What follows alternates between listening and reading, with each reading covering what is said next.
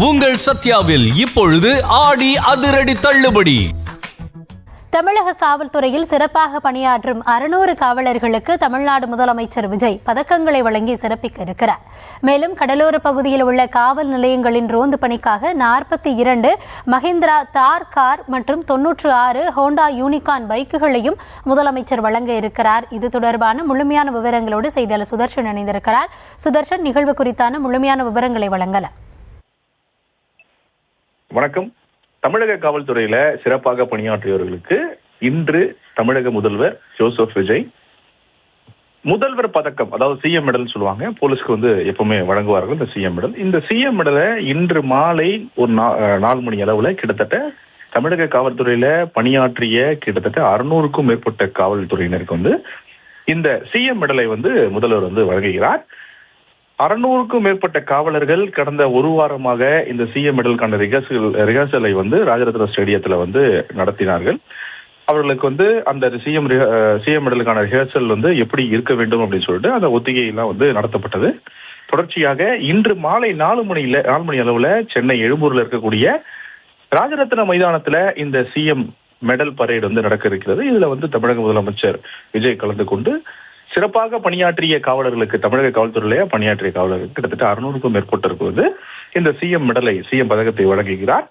இதுல முக்கியமானது என்னவென்றால், சிறப்பாக பணியாற்றியவர்களுக்கு இந்த மெடலானது வழங்கப்படுகிறது. இதே போல அடுத்த வருடமும் இந்த சிஎம் மெடலானது வழங்கப்படும். அதனால இந்த வருடம் வழங்கக்கூடிய தற்போது வழங்கக்கூடிய இந்த சிஎம் மெடல் இதை பார்த்து மற்ற காவலர்களும் சிறப்பாக பணியாற்றி அடுத்து அவர்களும் அந்த சிஎம் மெடலை வாங்குவதற்கு இது ஊக்குவிக்க நிகழ்வாக இருக்கும் அப்படின்னு சொல்லிட்டு காவல்துறை சார்பில் சொல்லப்படுகிறது. அது மட்டும் இல்லாம முக்கியமாக தமிழக காவல் நிலையங்கள், அதாவது அதாவது கடலோர பகுதியில் இருக்கக்கூடிய இந்த காவல் நிலையங்கள்ல கிட்டத்தட்ட அந்த ரோந்து பணிக்காக மட்டுமே 42 தார் ராக்ஸ், மஹேந்திரா தார் ராக்ஸ் இந்த வாகனமானது கொடுக்கப்படுகிறது.